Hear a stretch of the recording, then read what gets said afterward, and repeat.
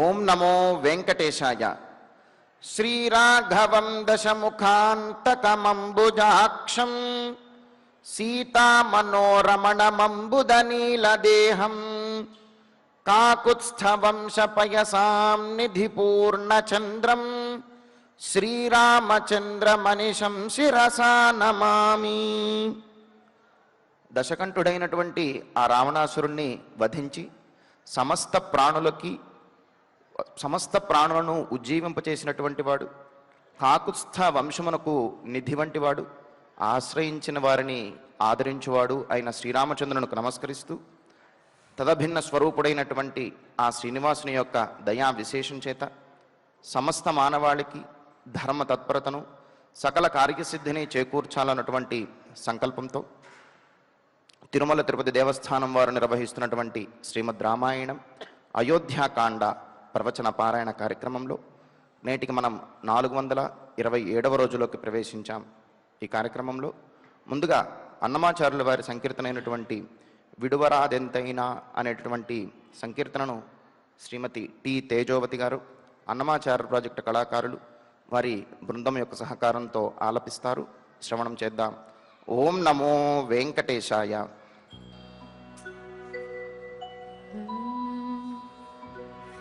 విడువరాదింతైనా వెర్రివాడనైనా నీకు కడవారు నవ్వకుండా కాచుకోనన్నును. విడువరాదింతైనా వెర్రివాడనైనా నీకు కడవారు నవ్వకుండా కాచుకోనన్నును. కడవారు నవ్వకుండా కాచుకోనన్నును.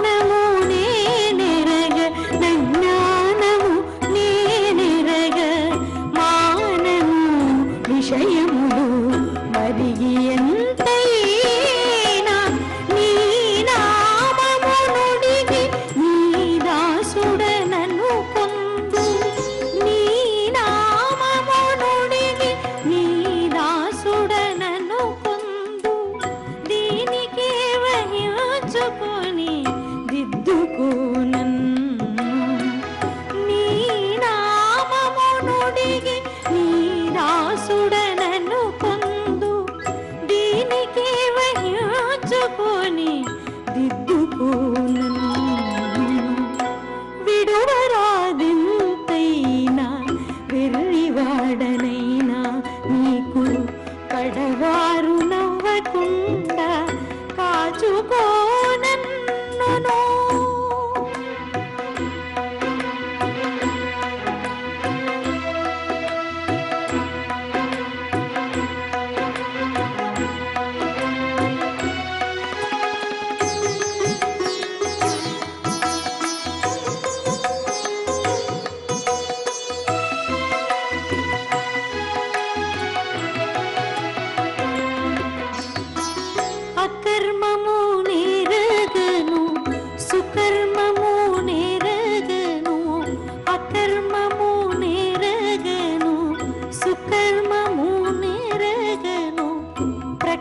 సంసారముపై పాటు మానను.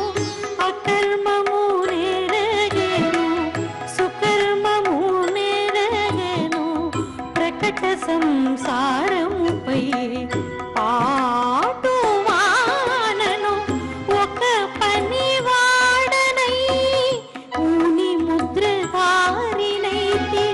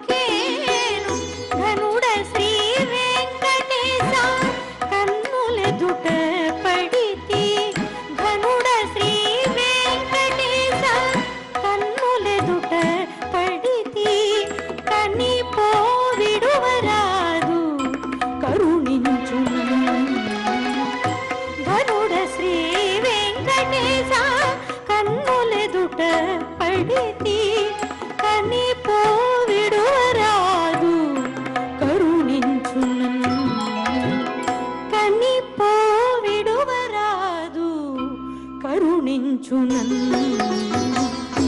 విడువరాదెంతైనా వెర్రివాడనైనా నీకు కడవారు నవ్వకుండా కాచుకోనన్నును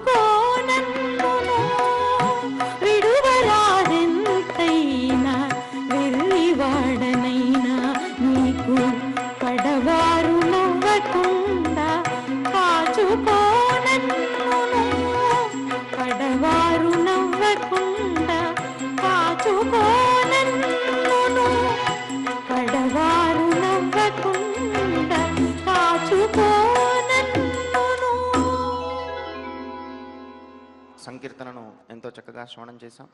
ఇక ఇప్పుడు శ్రీ గురు ధ్యానపూర్వకంగా సంకల్ప వాక్యాలను అందరము కలిసి పలుకుతూ ఈ కార్యక్రమాన్ని ప్రారంభం చేసుకుందాం. శ్రీ గురు ధ్యానం. గురుర్బ్రహ్మా గురుర్విష్ణు గురుర్దేవో మహేశ్వరః గురుః సాక్షాత్ పరం బ్రహ్మ తస్మై శ్రీ గురవే నమః. శ్రీనివాస ధ్యానం. శ్రీ వెంకటాద్రినిలయః కమలాకాముకః పుమాన్ అభంగుర విభూతిర్నః తరంగయతు మంగళం. అథ సంకల్పః. శ్రీమదాదివరాహ క్షేత్రే విరాజమానస్య శ్రీ పద్మావతీ జానేః అఖిలాండకోటి బ్రహ్మాండ నాయకస్య శ్రీరామచంద్ర రూపాంతరస్య భగవతః శ్రీ వెంకటేశ్వర స్వామినః సన్నిధౌ హనుమత్ సీతా లక్ష్మణ భరత శత్రుఘ్న పరివార సమేత శ్రీరామచంద్ర పరబ్రహ్మణః పరిపూర్ణానుగ్రహేణ అస్మిన్ భువనే సమస్తాధివ్యాధీనాం నివారణార్థం భారతవర్షే విద్యా విత్త వాణిజ్య కృషి వైద్య వైజ్ఞానిక దేశరక్షణాదిరంగేషు విద్యమానానాం ఆస్తిక మహాజనానాం సర్వేషాం సకుటుంబానాం ఆయురారోగ్యైశ్వర్య సద్బుద్ధీత్యాది సర్వశుభఫలప్రాప్త్యర్థం ధర్మాచరణద్వారా శ్రీరామరాజ్యస్య పునర్వ్యవస్థాపనార్థం ఉద్యోగార్థినాం సముచితోద్యోగప్రాప్త్యర్థం దంపతీనాం అనుకూలదాంపత్యసిద్ధ్యర్థం సంతానస్య పితృవాక్యపరిపాలనానుకూల బుద్ధిప్రచోదనార్థం సకలకార్యసిద్ధ్యర్థం గోసంరక్షణార్థం చ శ్రీమద్వాల్మీకి రామాయణే అయోధ్యాకాండే యథాశక్తి శ్లోకం వ్యాఖ్యాన పురస్సరం అష్టపంచాశసర్గ శ్లోక పారాయణం తథా శ్రీధన్వంతరి మంత్ర పారాయణం చ అన్యోన్య సాహాయ్యేన ఆచార్యముఖేన కరిష్యామహే. శ్రీ వాల్మీకి ప్రార్థన. కూజంతం రామ రామేతి మధురం మధురాక్షరం ఆరుహ్య కవితాశాఖాం వందే వాల్మీకి కోకిలం. శ్రీ ఆంజనేయ ప్రార్థన మనోజవం మారుతతుల్యవేగం జితేంద్రియం బుద్ధిమతాం వరిష్టం వాతాత్మజం వానరయూధముఖ్యం శ్రీరామదూతం శిరసా నమామి. శ్రీరామాయణ ప్రార్థనా వాల్మీకి గిరి సంభూత రామసాగరగామిని పునాతి భువనం పుణ్యా రామాయణ మహానది. శ్రీరామ ప్రార్థనా అయోధ్యాఖ్యేతు గుర్వర్ధే త్యక్త్వా రాజ్యం గిరౌ వసన్ పాదుకే భరతాయాదాత్ సరామ శరణం మమ. శ్రీరామచంద్ర పరబ్రహ్మణే నమః. అథ శ్రీమద్ రామాయణే ఆదికావ్యే అయోధ్యాకాండే అష్టపంచాశః సర్గః. శ్రీమన్నారాయణ చరణౌ శరణం ప్రపద్యే. శ్రీమతే నారాయణాయ నమః. శ్రీరామాయ నమః. అబ్రవీన్ మాం మహారాజ ధర్మమేవానుపాలయన్ అంజలిం రాఘవః కృత్వా శిరసాభిప్రణమ్య చ. రామచంద్రమూర్తిని అడవిలో విడిచిపెట్టి వచ్చినటువంటి ఆ గంగానదీ తీరంలో విడిచిపెట్టి వచ్చినటువంటి సుమంత్రుల వారు దశరథ మహారాజుతోటి రామచంద్రమూర్తి చెప్పినటువంటి సందేశాన్ని తెలియజేస్తున్నాడు. దశరథుడు తరచి తరచి అడుగుతూ ఉన్నాడు, రాముడేమన్నాడు, లక్ష్మణుడేమన్నాడు, సీతాదేవి ఏమన్నది, అడవికి వెళ్లే ముందే ఏమన్నారు, అడవిలోకి వెళ్ళిన తర్వాత ఏమంటున్నారు అని ఇలాగా అడుగుతూ ఉంటే అప్పుడు సుమంత్రుల వారు ఈ విధంగా చెబుతున్నారు.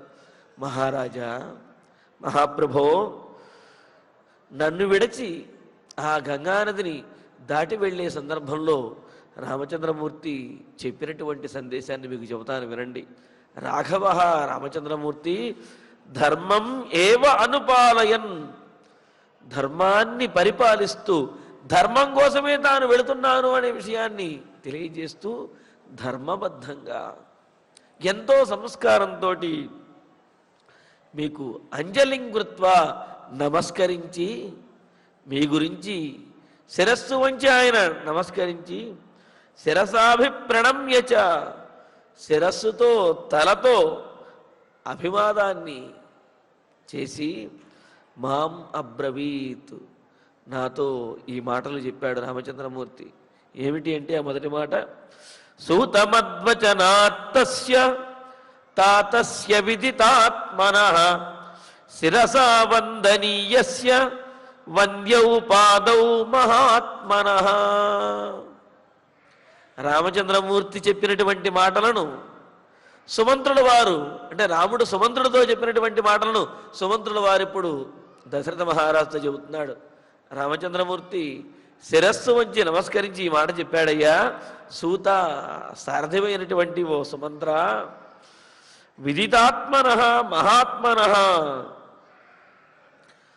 మనస్సు నెరిగినటువంటి వాడు, మంచి బుద్ధి కలిగినటువంటి వాడు, ఆయన పరమార్థం తెలిసినటువంటి వాడైన, మంచి మనస్సు కలిగిన వాడైన, మహాత్మనః, మంచి గొప్ప బుద్ధి కలిగిన మహాత్ముడైనటువంటి, శిరసా వందనీయస్య, శిరస్సు వంచి పాదాభివందనం చెయ్యబడవలసినటువంటి వాడైన, అంటే తండ్రి గురించి దశరథ మహారాజు గురించి రామచంద్రుడి యొక్క మాటలు. మా తండ్రి గొప్ప మహాత్ముడయ్యా, గొప్ప మనస్సు కలిగినటువంటి వాడు, గొప్ప బుద్ధి కలిగినటువంటి వాడు, శిరస్సు వంచి నమస్కరించదగినటువంటి వాడు అన్నారు. మనం ఎంతోమందికి నమస్కారం చేస్తూ ఉంటాం. అయితే అలా చేసేటటువంటి నమస్కారములలో మనం మన శిరస్సుని పూర్తిగా పాదముల చెంత ఉంచి పాదములకు తాటించి నమస్కరించదగినటువంటి వారిలో తండ్రి మొదటి వారిగా చెబుతారు. అంటే అందరికీ కూడా మనం శిరస్సుని పూర్తిగా తాటించి పాదములను పట్టుకుని నమస్కారం చేయవలసినటువంటి అవసరం అనేది లేదు. కానీ అలాగ నమస్కారం చేయబడవలసినటువంటి వారిలో తండ్రి మొదటివాడిగా చెబుతున్నారు. తల్లి, తండ్రి, గురువు, దైవం అంటారు కదా, మరి అలాగా నా శిరస్సు వంచి ఆయన పాదాల చెంత ఉంచి నా శిరస్సు ఆయన పాదములకు తగిలే విధంగా నమస్కరింపదగినటువంటి అంతటి గొప్పవాడు నా తండ్రి అని చెప్పి రామచంద్రుడు అంటూ శిరసా వందనీయస్య, శిరస్సు వంచి నమస్కరింపదగినటువంటి వాడైన తాతస్య, మా తండ్రికి, తస్య పాదౌ మద్వచనాత్ శిరసా వంద్యౌ, ఆయన పాదములకు నా మాటగా నేను చేసినట్లుగా మీరు నమస్కారం చెయ్యండి అని అంటున్నాడు. అంటే ఏమిటి? రామచంద్రమూర్తి తండ్రికి ముందు తాను శిరస్సు వంచి నమస్కరిస్తున్నాను అనే మాటనే ముందు తెలియజేస్తున్నాడు. అందుకని ఏమంటున్నాడు? మద్వచనాత్ శిరసా వంద్యౌ, నా మాటతోటే మీరు వారికి పాదాభివందనం చేసి నా నమస్కారాలను తెలియజేయండి అని అంటున్నాడు. మరి ఇది సంస్కారం అన్నమాట. అంతేగాని నన్ను అడవికి పంపించాడు అని మరో రకంగా కోపంతోటో మాట్లాడకుండా మొదట నమస్కరించదగినటువంటి పూజనీయుడైనటువంటి మా తండ్రి గారికి నా తరపున నా మాటగా మీరు ఆ శిరస్సు వంచి పాదాభివందనం చెయ్యాలి అని చెప్పి సర్వమంతఃపురం వాచ్యం సూతమద్వచనాత్వయా ఆరోగ్యమ విశేషేణ యథార్హంచాభివాదనం.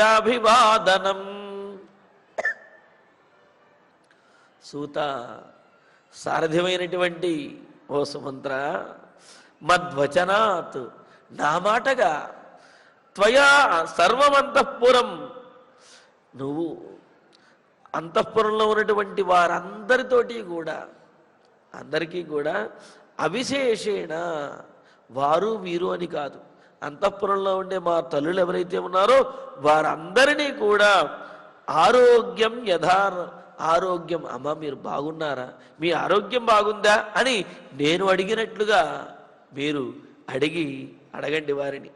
ఆరోగ్యం అంటే కుశలమును, కుశల ప్రశ్నలు వేయండి, అందులో భేదం ఏమీ లేదు. అందరి అంతఃపురంలో ఉన్నటువంటి అందరినీ కూడా నా తరపున మీరు కుశల ప్రశ్నలు వేసి పలకరించండి. అంతేకాదు యథార్హం అభివాదనం, వారికి తగిన విధంగా వారికి అభివాదం కూడా చెయ్యండి అని అన్నారు. ఎందుకు అంటే మరి అంతఃపురంలో ఉన్నటువంటి స్త్రీలకు నమస్కరించేటటువంటి సందర్భంలో కూడా మనకు కొన్ని నియమములు తెలియజేశారు. ఆ పాదములకు నమస్కరించే సందర్భంలో తల్లి పాదములకు నమస్కరించేటప్పుడు తాకవచ్చునేమో కానీ ఇతరుల పాదములకు నమస్కరించేటప్పుడు అలా గట్టిగా పట్టుకుని పాదములు తాకి నమస్కరించడం అనేది కూడదు అని చెప్పి అన్నారు. అందుకని ఇక్కడ ఏమంటున్నాడు? యథార్హం, వారిని బట్టి నీవు నా నమస్కారములను, అంటే ఏమిటి, ఎవరికైతే పాదాభివందనములు తెలియజేయాలో వారికి నేను నా శిరస్సు వంచి తాటించి నమస్కరించినట్లుగాను, ఎవరికైతే సామాన్యంగా నమస్కారం చేయాలో వారికి నమస్కారం చేసినట్లుగాను, ఈ విధంగా నా నమస్కారములను వారికి యథార్హంగా వారికి తగిన విధంగా నా నమస్కారములను వారికి తెలియజేయండి. అభివాదనంచ వాచ్యం అంటే వారందరినీ కుశలం అడిగినట్లు, అలాగే వారందరికీ కూడా నా నమస్కారములను యథార్హంగా తెలియజేసినట్లు నా తరపున మీరు తెలియజేసి వారందరినీ కూడా ఆనందపరచండి అని అంటూ, ఇంకా మరి రాముడు తన మాటగా సుమంత్రుల వారి ద్వారా దశరథునితో చెబుతున్నటువంటి మాటలు ఇవన్నీ. మాతా చ మమ కౌసల్య కుశలంచాభివాదనం అప్రమాదంచ వక్తవ్య బ్రూయాశ్చైనామిదం వచః. నా అమ్మగారు తల్లి, మమ మాత, మా తల్లి అయినటువంటి కౌసల్యాచ, కౌసల్యాదేవికి అంటే అందరికీ నమస్కారం చెయ్యి, అందరినీ కుశల ప్రశ్నలు వెయ్యి అని చెప్పి సామాన్యంగా అందరి విషయంలో చెప్పిన తర్వాత ఇక ఇప్పుడు విశేషంగా తన తల్లి గురించి ప్రత్యేకంగా చెబుతూ ఉన్నాడు రామచంద్రమూర్తి. కుశలం అభివాదనం అప్రమాదంచ వక్తవ్య. నేను కుశల ప్రశ్నలు వేశానని, క్షేమ సమాచారాలు అడిగానని, అలాగే అభివాదం నేను శిరస్సు వంచి ఆమెకు నమస్కరించాను అనే విషయాన్ని కూడా ఆమెకు తెలియజేయవయ్యా. అంతేకాదు అప్రమాదంచ వక్తవ్య, కౌసల్యాదేవిని సావధానంగా ఉండమని నా మాటగా తెలియజేయంటున్నాడు. ఎందుకు సావధానంగా ఉండాలి అని అంటే, సామాన్యమైనటువంటి పరిస్థితుల్లో ఏ విధంగా ఉన్నా ఎమరపాటుగా ఉన్నా ఇబ్బంది లేదు, కానీ ప్రమాదకరమైనటువంటి పరిస్థితుల్లో, అవసరమైనటువంటి పరిస్థితుల్లో ఆ పరిస్థితికి అనుగుణంగా సావధానంగా ఉండాలి, అప్రమత్తతతోటి ఉండాలి. మరి అయోధ్యానగరంలో పరిస్థితి ఏమిటి? రాముడు వెళ్ళిపోవటం వల్ల, రాముడు వనవాసానికి వెళ్ళడం వల్ల దశరథ మహారాజు చాలా ఇబ్బందికరమైనటువంటి పరిస్థితుల్లో మనస్సు కలచివేయబడి మరి ఏమవుతాడో తెలియనటువంటి పరిస్థితి.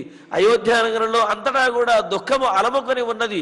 ఇటువంటి సందర్భంలో పెద్ద భార్య అయినటువంటిది, దశరథునికి ధైర్యం చెప్పగలిగినటువంటిది కౌసల్యాదేవి. కావున అప్రమాదంచ వక్తవ్య, ధర్మం విషయంలోనూ భర్త అయినటువంటి దశరథ మహారాజు విషయంలోనూ కూడా పరాకుగా ఉండవద్దు, సావధానంగా ఉండాలి, ఎప్పుడూ కనిపెట్టుకుని ఉండాలి. అంతేగాని ధర్మం విషయంలోనూ భర్త విషయంలోనూ కూడా ఏమరపాటుగా ఉండటం కూడదు. అందులో ఈ సందర్భం చాలా ఇబ్బందికరమైనటువంటి పరిస్థితి కావున ధర్మం విషయంలోనూ భర్త విషయంలోనూ జాగ్రత్తగా ఉండమని చెప్పు. ఏనాం ఇదం వచః భురూయాః, మా తల్లి కౌసల్యాదేవికి ముఖ్యంగా ఈ మాటను తెలియజేయవయ్యా. ఎందుకంటే ఆమె ఇప్పుడు మా తండ్రికి ఆధారము అని అంటూ, ధర్మనిత్యా యథాకాలం అగ్న్యాగారపరాభవ దేవి దేవస్య పాదౌ చ దేవవత్ పరిపాలయ. దేవి, అమ్మా కౌసల్యాదేవి, ధర్మనిత్య, ప్రతిరోజు కూడా నీవు ధర్మము ఎందే మనస్సు కలిగి ఉండి, ఈరోజు నాకు మనస్సు బాగుండలేదు కాబట్టి నేను ధర్మాన్ని పాటించను, రేపు నాకు మనస్సు బాగుంటే పాటిస్తాను, ఇటువంటి మాటలేమీ లేకుండా మనస్సు బాగున్నా బాగుండకపోయినా, పరిస్థితులు అనుకూలించినా అనుకూలించకపోయినా, తాను సంతోషంగా ఉన్నా లేకపోయినా సరే ధర్మాన్ని పాటించే విషయంలో మాత్రం ఏమరపాటు ఉండకూడదు. నిత్యం పాటించవలసినటువంటిది ధర్మము అని అంటూ, దేవి ధర్మనిత్య, నిత్యము ధర్మాన్ని అవలంబించేటటువంటి దానివై, ఆచరించేదానివై, యథాకాలం కాలానుగుణంగా, అగ్నియాగార పర, అగ్నిగృహముయందు, ఆ హోమములు చేసేటటువంటి గృహములయందు ఆసక్తి కలిగిన దానివై ఉండు. అంటే ఆ అగ్నులు, గార్హపత్యాది అగ్నులు, ఆ ఉపాసనాది అగ్నులు ఏవైతే ఉన్నాయో ఆ అగ్నులు అవి చల్లారిపోకుండా, విచ్ఛిన్నం కాకుండా జాగ్రత్తగా చూసుకోవన్నది. ఎందుకు అంటే గృహస్థుడిని అతను చేసేటటువంటి నిత్యాగ్నిహోత్రం ఏదైతే ఉందో, ఆ ఉపాసనాదులు అవన్నీ కూడా గృహస్థుడిని, ఆ కుటుంబాన్ని కాపాడుతూ ఉంటాయి. మరి అతను ఆ విధంగా అగ్నిహోత్రం చేసి ఆ హోమం చెయ్యాలి అంటే భార్య ద్వారానే చేయాలంటే, భార్య ఇంట్లో ఉన్నప్పుడు ఆమె సహకారంతో ఆ అగ్నులను వ్రేల్చాలి, ఆ అగ్నుల యందు ఆహుతులను సమర్పించాలి అని అన్నారు. అంటే ఇక్కడ భార్య యొక్క ప్రాధాన్యం చాలా గొప్పగా చెప్పారు. ఆ విధంగా భార్య లేనప్పుడు అతనికి చేసేటటువంటి అర్హత అనేది ఉండదు. మరి కావున తన కుటుంబాన్ని, తనను సంరక్షించేటటువంటి ఆ అగ్నులు ఏవైతే ఉన్నాయో ఆ అగ్నులను భార్య కూడా చాలా జాగ్రత్తగా కాపాడుకోవాలి. అందుకనే అగ్నియాగార పర, అగ్నిగృహముయందు, ఆ హోమశాలల యందు ఆసక్తి కలిగిన దానిపై జాగ్రత్తగా ఉంటూ, అంటే ప్రతిరోజు కూడా ఆ హోమశాలలో ఆ హోమము పూజ మొదలైనవన్నీ కూడా జరిగే విధంగా నీవు చూస్తూ భవ ఉండుము. దేవస్య పాదౌ, భగవంతుడి వంటి వాడు, దేవుళ్ళ లాంటి వాడైనటువంటి తండ్రి గారి యొక్క పాదములను, నీకు భర్త దేవుడితో సమానమైన వాడైన దశరథ మహారాజు యొక్క పాదములను, ఎందుకు అంటే స్త్రీణాం భర్తాహి దైవతం అని అంటోంది స్మృతి చెబుతున్నది. అంటే స్త్రీలకు పతియే ప్రత్యక్ష దైవం అని చెప్పి అంటుంటారు కదా, అలాగా దైవంగా భావించి మరి ఆయనను సేవించాలి అని అంటూ పాదౌ దేవవత్ పరిపాలయ, భగవంతుణ్ణి సేవించినట్లుగా నీ భర్త అయినటువంటి నా తండ్రి అయిన దశరథ మహారాజుని సేవించమమ్మా, ఆయన యొక్క యోగక్షేమములను చూసుకోవమ్మా అనేది నా మాటగా తెలియజేయమని దశరథ మహారాజు రామచంద్రమూర్తి సుమంత్రుల వారి ద్వారా తెలియజేస్తున్నాడు. ఆ సుమంత్రుడు దశరథ మహారాజు వద్ద ఇదిగో రామచంద్రుడు ఈ విధంగా చెప్పాడు స్వామి అని అంటూ దశరథుడితోటి ఆ పక్కనే ఉన్నటువంటి కౌసల్యాదేవితోటి చెబుతున్నాడు అనమాట. ఎందుకు ఇంతగా రామచంద్రమూర్తి భయపడుతున్నాడు అంటే ఆయన మనస్సులో కూడా తండ్రికి ఏదో జరుగుతుంది అనేటువంటి ఆ సూచన ఆ మనస్సుకి మాట మాటకి కూడా అనిపిస్తూ ఉన్నది. తనను విడిచి తండ్రి బ్రతకలేడనే విషయం కూడా రామచంద్రమూర్తికి తెలుసు. అందుకనే తండ్రికి ఏమైనా అయిపోతుందేమో అని చెప్పి ఆయనను కాపాడుకోవాలి అనే తాపత్రయంతో ఈ విధంగా రామచంద్రుడు సుమంత్రుల వారితో కూడా ఆ విధంగా ఇటువంటి సందేశాన్ని, తన తండ్రిని జాగ్రత్తగా చూసుకోమని, తల్లిని సావధానంగా ఉండమని చెప్పి సందేశాన్ని ఈ విధంగా పంపాడు. అభిమానంచ మానంచ త్యక్వా వర్తస్వ మాతృషు అనురాజానం ఆర్యాంచ కైకేయీమంబకారయ. ఇంకా అంటున్నాడు, కౌసల్యాదేవి రాముడు వనవాసానికి బయలుదేరేటప్పుడు ఒక మాట అన్నది కదా, నాయన నేను ఈ ఇంటికి వచ్చినప్పటి నుండి కూడా సంతానం లేకపోవటం వల్ల ఎన్నో అవమానాలు పొందాను. మరి కైకేయిని వివాహం చేసుకున్న తర్వాత దశరథుడు నన్ను సవ్యంగా పట్టించుకోకుండా ఆ కైకేయి ఎందే ఎక్కువగా ఉండటము, ఆమెకే ప్రాధాన్యం ఇవ్వడంతో ఆ విధంగా నేను అవమానాలు పడ్డాను. ఇలాగా నేను ఇక్కడికి దశరథ మహారాజు దగ్గరికి వచ్చినప్పటి నుండి ఈ విధమైనటువంటి ఇబ్బందులు పడుతూనే ఉన్నాను. నీవు జన్మించిన తర్వాతే నా జన్మకు సార్థకత, నాకు ఒక గౌరవం అనేవి వచ్చి తీరాయి. కానీ నువ్వేమో ఇప్పుడు వనవాసానికి వెళ్ళిపోతున్నావు అనే మాట అన్నది కదా. అందుకని ఆ మాటను గుర్తుపెట్టుకుని రామచంద్రమూర్తి కౌసల్యాదేవితో ఈ మాట అంటున్నాడు, అమ్మా కౌసల్య, అభిమానాన్నంటే గర్వాన్ని విడిచిపెట్టేవమ్మా. నేను గొప్పదాన్ని అనే ఏదైతే భావన ఉంటుందో అహంకారం, ఆ అహంకారాన్ని విడిచిపెట్టి అంటే ఆ అహంకారం కౌసల్యాదేవిలో లేదు. కానీ ఒకవేళ వస్తుందేమోనని, అలాగే తన కుమారుడికి దూరం అవడం వల్ల ఆ కోపం నుండి అహంకారం వచ్చి మా అంతటి వారిగా ఈ విధమైనటువంటి ద్రోహం చేస్తారు అని చెప్పి మరి కౌసల్యాదేవికి కోపము, దానితో అహంకారం వచ్చే అవకాశం ఉన్నది కదా. అందుకనే అంటున్నాడు అభిమానం, గర్వాన్ని విడిచిపెట్టమని అంటున్నాడు. గర్వోభిమానో అహంకార అని చెప్పి అమరకోశం. కావున అభిమానం అంటే ఇక్కడ గర్వాన్ని, అహంకారాన్ని విడిచిపెట్టేవమ్మా. మానం త్యక్వా, మానమును, ఇక్కడ మానము అని అంటే మానశ్చిత్త సమున్నతి అని కోశంలో చెప్పినట్లుగా తన గురించి తాను ఎక్కువగా భావించుకోవటాన్ని మానము అని చెప్పంటున్నారు. అంటే నేను గొప్పవాడిని, నేను అంతటి వాడిని అని అనుకోవటము, నన్ను అందరూ కూడా గౌరవించాలి అని చెప్పి భావించడము, దీనిని మానము అని చెప్పి అన్నారన్నమాట. మరి మానం త్యక్వా చిత్త సమున్నతిని అంటే నేను పెద్ద భార్యని కాబట్టి వీళ్ళందరూ నన్ను గౌరవించి తీరాలి, అది సహజం అన్నట్లుగా ఈ విధంగా తన గురించి తాను ఎక్కువగా అనుకోవటం ఏదైతే ఉందో అది చెబుతున్నాడు. మానం త్యక్వా, పెద్ద భార్యను అనే ఈ చిత్త సమున్నతి ఏదైతే ఉందో, ఆలోచన ఏదైతే ఉన్నదో, ఈ ఆలోచన కూడా నీవు విడిచిపెట్టేయాలమ్మా. అంటే ఏమిటి?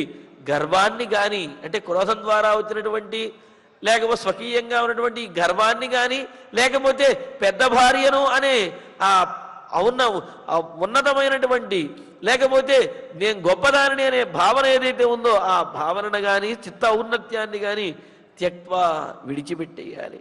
ఎందుకు అంటే అహంకారము అలాగే తన గురించి తాను ఎక్కువగా భావించుకునే వాళ్ళు ఇతరులతోటి స్నేహంగా ఉండలేరు. వాళ్ళు ఏదైనా ఒక మాట సరదాగా మాట్లాడినా సరే దాన్ని గ్రహించలేరు. ఎవరైతే ఈ అహంకారాన్ని అదేవిధంగా తాము గొప్పవారము అనే భావనను విడిచిపెడతారో వాళ్ళే అందరితోటి కూడా స్నేహంగా ఉండగలుగుతారు. అందుకని రామచంద్రుడు అంటున్నాడు, అమ్మా నీవు తండ్రి గారికి పెద్ద భార్య అయినప్పటికీ కూడా నేను పెద్ద భార్యని నన్ను గౌరవించాలి అనే భావనను విడిచిపెట్టేసేయి. అలాగే రాముడంతటి వాడికి నేను తల్లిని కాబట్టి నేను గొప్పదాన్ని అనే భావన ఏదైతే ఉన్నదో అలాగే నాకు ఈ విధంగా చేస్తారా, నా అంతటి వాడిని ఈ విధంగా అంటారా అనేటువంటి ఈ భావనను కూడా అహంకారాన్ని కూడా విడిచిపెట్టేసేయవమ్మా. విడిచిపెట్టి మాతృషు వర్తస్వ, మిగతా తల్లులందరితోటి కూడా నీవు స్నేహంగా ఉండవమ్మా. అంటే రామచంద్రుణ్ణి విడవటం వల్ల మరి ఆయన నా కన్నకుమారుణ్ణే విడిచిపెట్టిన తర్వాత ఇక మిగతా వారందరితో నాకు పనే ఉన్నది, ఇంత అనర్థం జరిగిన తర్వాత ఇంకా జరిగేదే ఉంటుంది కాబట్టి నేను ఇంకా సవ్యంగా ఉండవలసిన అవసరం లేదు అని ఇష్టం వచ్చినట్లుగా ఉన్నట్లయితే అది రాబోయే జన్మలను కూడా ప్రభావితం చేస్తుంది, దుర్గతులను కలుగజేస్తుంది. అందుకనే కొంతమందిని చూస్తుంటాం కదా, కొంతమంది అంటూ ఉంటారు, మాకు జరగవలసిన అనర్థం అంతా జరిగిపోయిందండి, ఇంకా జరిగేది మాత్రం ఏముంటుంది కాబట్టి ఏం చేసినా జరగలిగేది ఏముంది అని చెప్పి ఇలాగా తమకు ఏదైనా నష్టం వచ్చినా తామేదైనా నష్టపోయినా సరే ఇక ఆ తరువాత నుండి విచ్చలవిడిగా ఉండటము, ఎవరిని లెక్క చేయకపోవటము, ఇష్టం వచ్చినట్టుగా ప్రవర్తించడం చేస్తూ ఉంటారు. అంటే ఏమిటి, జరగాల్సింది జరిగిపోయింది కాబట్టి ఇంకేం జరుగుతుంది అని. ఇక ఇప్పుడు జరగకపోయినా వచ్చే జన్మలో కూడా ఇటువంటి పరిస్థితే వచ్చేస్తుంది. కాబట్టి ఏదైనా నష్టపోయినా ఏమైనా నష్టం జరిగినా ఆపదలు వచ్చినప్పటికీ కూడా ఆ తరువాత కూడా ధర్మపరంగానే ఉండాలి. కానీ ఆపదలు వచ్చి చేరాయి కదా, అనుభవించేశాం కాబట్టి ఇక మనం ధర్మాన్ని ఆచరించక్కర్లేదు, ఆచరించిన ప్రయోజనం లేదు అని మాత్రం ఎప్పుడు అనుకోకూడదు. అందుకని ఏమంటున్నాడు ఇక్కడ, నాకు దూరం అవటం వల్ల మా తల్లిలో ఏమైనా ఆ తెగింపు తనంతో అహంకారం కానీ లేకపోతే తనను మిగతా వారు గౌరవించాలి అని ఆ ఆలోచన కానీ వచ్చి మిగతా వారితో స్నేహంగా ఉండకపోవచ్చునేమోనని చెబుతున్నాడు. మాతృషు వర్తస్వ, మిగతా తల్లులందరితోటి మా తల్లులందరితోటి కూడా సవతులందరితోటి కూడా నీవు స్నేహంగా మెలగాలి, స్నేహంగా ప్రేమతో ఆదరంతో వాళ్ళందరినీ అక్కున చేర్చుకుని వారందరితో స్నేహంగా మెలగాలి. రాజానం ఆర్యాం కైకేయించ అనుకారయ, ఈ మాట చెప్పటం అనేది మరి కౌసల్యాదేవి మనస్సుకి కూడా బాధ కలిగించేటువంటి మాట. ఏమిటా మాట, రాజానం మహారాజుని అనుసరించి ఆయనకు అనుకూలంగా ఉండమమ్మా, అంతేగాని నా కొడుకుని వనవాసానికి పంపించావు కాబట్టి నేను ఆదరించను అని చెప్పి తండ్రి వద్ద అనవద్దు, కావున తండ్రిని అనుసరించి ఉండు, తండ్రి మాటకు విలువివ్వు అన్నారు. ఇంతవరకు బాగానే ఉంది. తర్వాత మాట, ఆర్యాం కైకేయీం అనుకారయ, పూజ్యురాలైనటువంటి కైకేయీదేవిని కూడా నీవు అనుసరించి ఉండు, ఆమెకు కూడా ఎదురు తిరగవద్దు అని చెప్పి అన్నాడు. మరి ఈ మాటకి కౌసల్యాదేవికి బాధ కలగదు?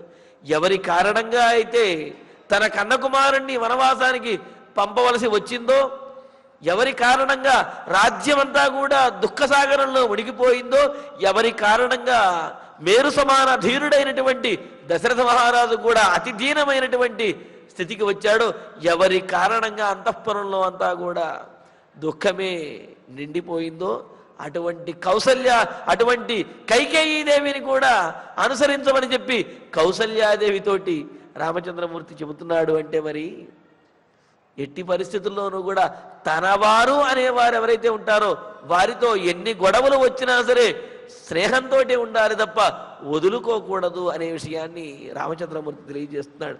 అందుకనే రాజానం ఆర్యాం కైకేయించ అనుకారయ,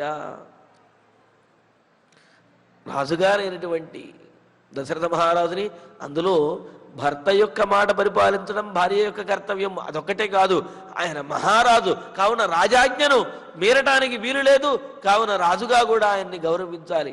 అంతేకాదు ఆ కైకేయీ దేవిని కూడా, పూజ్యురాలైన కైకేయీ దేవిని కూడా అనుకారయ, సమానంగా వారిరువురిని గౌరవించు, వారి మాటను విను అని చెప్పి అంటూ, కుమారే భరతే వృత్తి వర్తితవ్యా చ రాజవత్ అర్ధజ్యేష్ఠా హి రాజానః రాజధర్మమనుస్మర.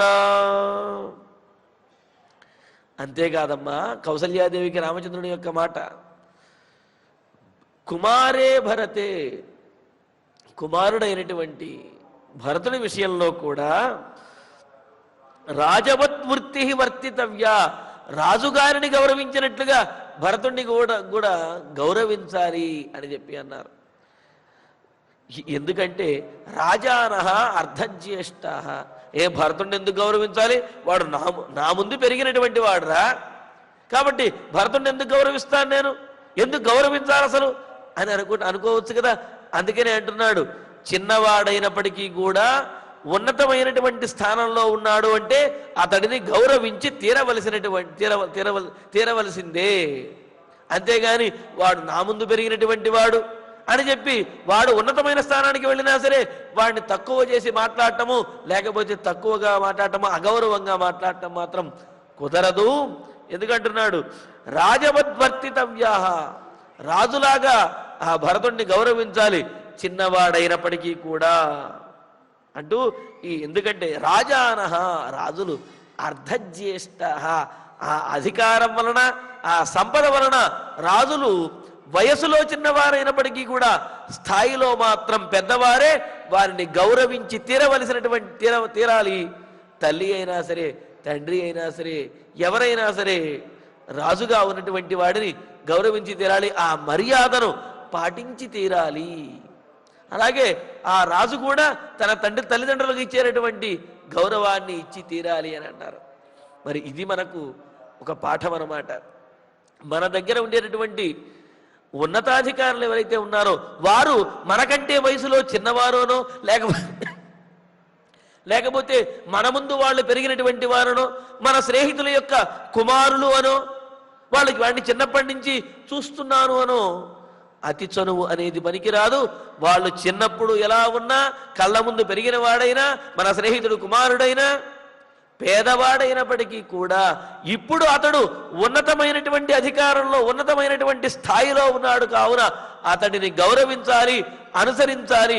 ఆ మర్యాదను పాటించటమే వీరికి కూడా గౌరవాన్ని తెచ్చిపెడుతుంది. అలా కాకుండా అతి చనువు కనుక చూపించినట్లయితే ఎక్కడో ఏదో ఒక సందర్భంలో ఎదురు దెబ్బ తగలక తప్పదు. అందుకనే ఇక్కడ ఏమంటున్నాడు రామచంద్రమూర్తి, రాజానః అర్ధజ్యేష్ఠ, రాజులు ఆ సంపదల ద్వారానే, అధికారంతో జ్యేష్ఠ, పెద్దవారు కావున, సంపదలోను అధికారంలోను పెద్దవారు కావున వారిని గౌరవించి తీరాలి. అంతేగాని వయస్సుని ఎక్కడ పరిగణించకూడదు అని చెప్పి అన్నారు. రాజధర్మం అనుస్మర, ఈ రాజధర్మం నీకు తెలిసిందే అమ్మా, ఒక్కసారి రాజధర్మాన్ని గుర్తు తెచ్చుకో అని చెప్పి అంటూ, భరతుడు పూర్వం ఎలా ఉన్నప్పటికీ కూడా, పూర్వం నీకు విధేయుడిగా ఉన్నప్పటికీ కూడా ఇప్పుడు నీవు భరతుడికి విధేయురాలుగా ఉండవలసినదే. ఎందుకంటే అతడు యువరాజు కాబోతున్నాడు కావున ఎప్పుడైతే యువరాజు అయ్యాడో అప్పుడు పెద్దవాడిగా అతన్ని గౌరవించి తీరవలసిందే. ఇదే రాజధర్మము, ఈ విషయం నీకు తెలిసినదే కావున నీవు గుర్తుంచుకో అని అంటూ, భరత కుశలం వాచ్యో మద్వచనేన చ సర్వాస్వేవ యథా న్యాయం వృత్తిం వర్తస్వ మాతృషు.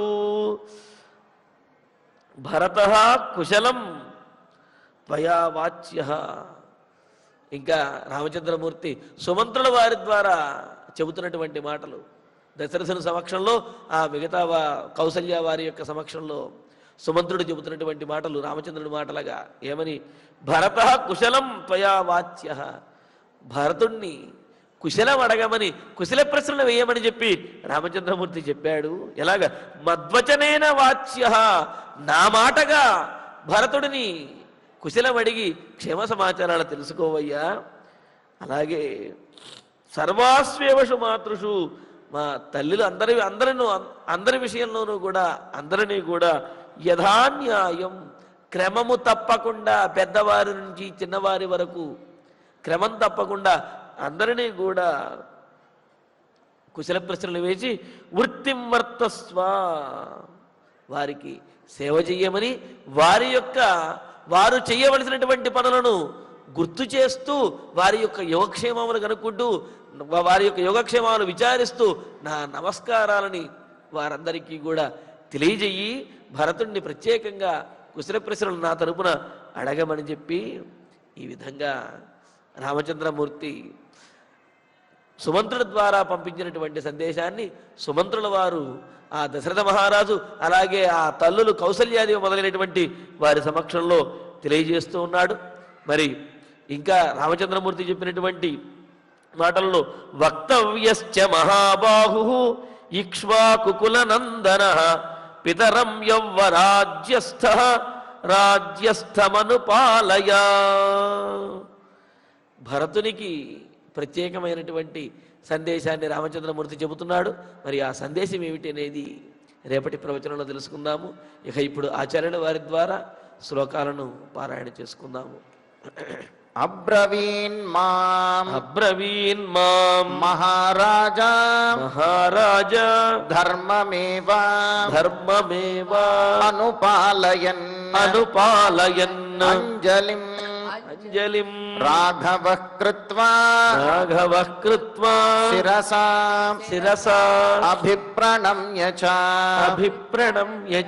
సూతమద్వచనాత్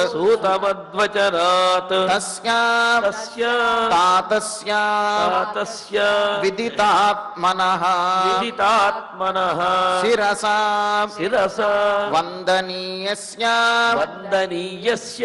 వంద్యౌపాదౌ మహాత్మనః సర్వమంతఃపురం వాచ్యం సూత మద్వచనాత్వయా ఆరోగ్యం అవిశేషేణ యథార్హంచ అభివాదనం మాతా చ మమ కౌసల్యా కుశలం చ అభివాదనం అప్రమాదం చ వక్తవ్యా బ్రూయాశ్చైనాం ఇదం వచః ధర్మనిత్యా యథాకాలం అగ్న్యాగార పరాభవ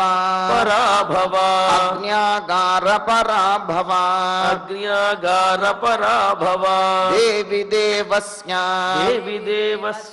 పాదౌ చ దేవవత్ పరిపాలయ అభిమానం చ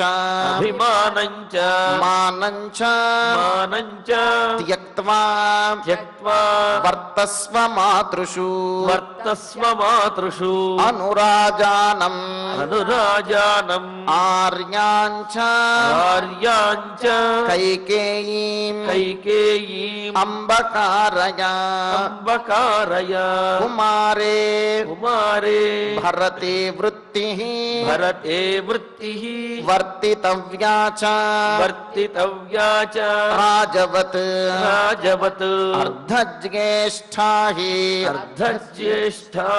రాజానః రాజధర్మం అనుస్మర భరతః కుశలం వాచ్యః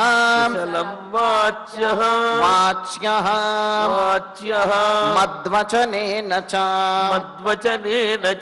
సర్వాస్మేవ యథాన్యాయం వృత్తిం వర్తస్వ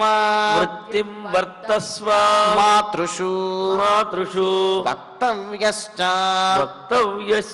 మహాబాహు ఇక్ష్వాకు కులనందన కులనందనః కులనందనః ఇక్ష్వాకుకులనందనః ఇక్ష్వాకుకులనందనః పితరం పితరం యౌవరాజ్యస్థః యౌవరాజ్యస్థః రాజ్యస్థం రాజ్యస్థం అనుపాలయ అనుపాలయ ఇత్యార్షే ఇత్యార్షే శ్రీమద్ రామాయణే శ్రీమద్ రామాయణే ఆదికావ్యే ఆదికావ్యే అయోధ్యాకాండే అయోధ్యాకాండే అష్టపంచాశే సర్గే అష్టపంచాశే సర్గే నవశ్లోకాః నవశ్లోకాః. ఫలశ్రుతి నుండి మంగళాంతం వరకు అందరము కలిసి పఠిద్దాం. ఫలశ్రుతి ఆయుష్యమారోగ్యకరం యశస్యం సౌభ్రాతృకం బుద్ధికరం సుఖం చ శ్రోతవ్యమేతన్నియమేన సద్భిః ఆఖ్యానమోజస్కరమృద్ధికామైః. శ్రీరామచంద్ర పరబ్రహ్మణే నమః.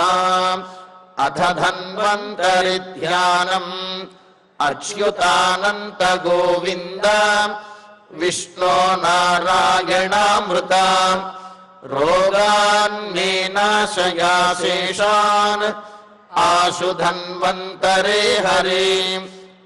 ఆరోగ్యం దీర్ఘమాయుష్యం బలం తేజోధియం శ్రియం స్వభక్తేభ్యోనుగృహంతం వందే ధన్వంతరిం హరిం.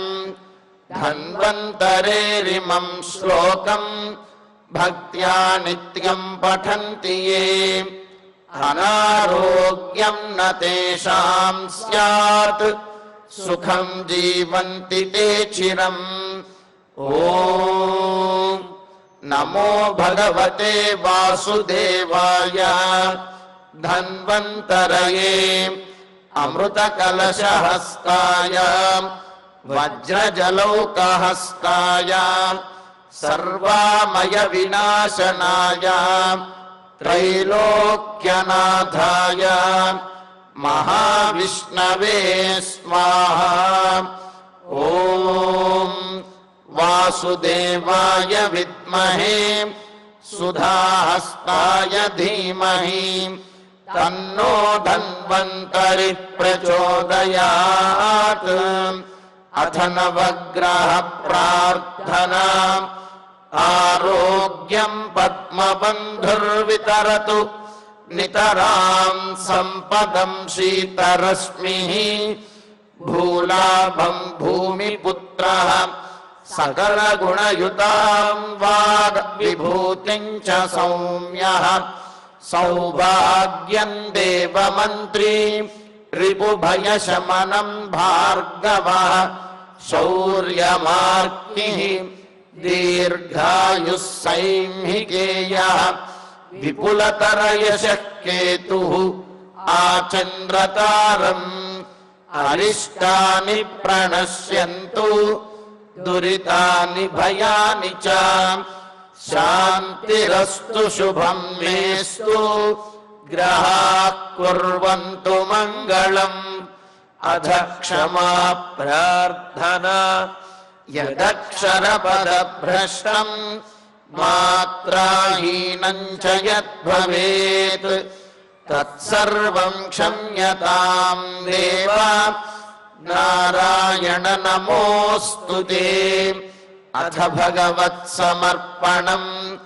కాయేన వాచా మనసేంద్రియైర్వా బుద్ధ్యాత్మనా వా ప్రకృతే స్వభావాత్ కరోమి యద్యత్ సకలం పరస్మై నారాయణాయేతి సమర్పయామి.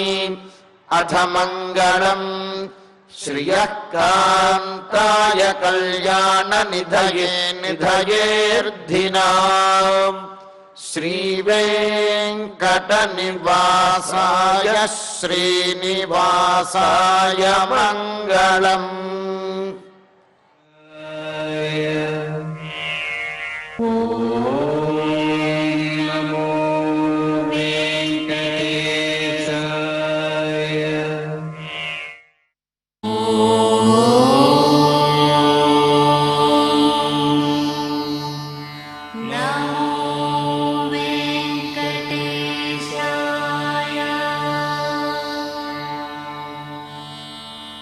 ఓం